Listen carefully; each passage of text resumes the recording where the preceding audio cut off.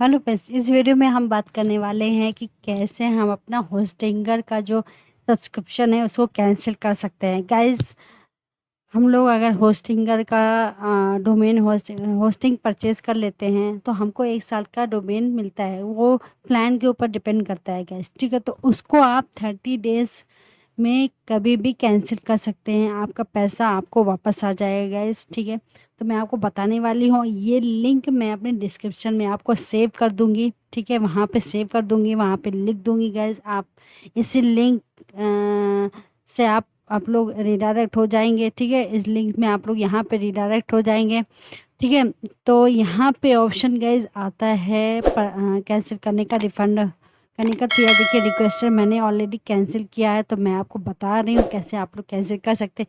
यहाँ रिफंड का ऑप्शन आता है गाइज, आप लोग रिफंड कर देंगे यहाँ पे कैंसिल के।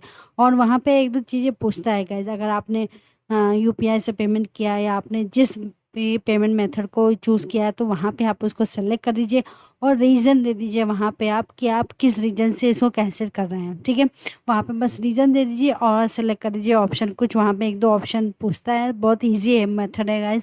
वहाँ पे आप सेलेक्ट कर लीजिए और आपका होस्टिंग कैंसिल हो जाएगी। आपका रिफंड आपको 30 डेज़ के अंदर आ जाएगा, ठीक है।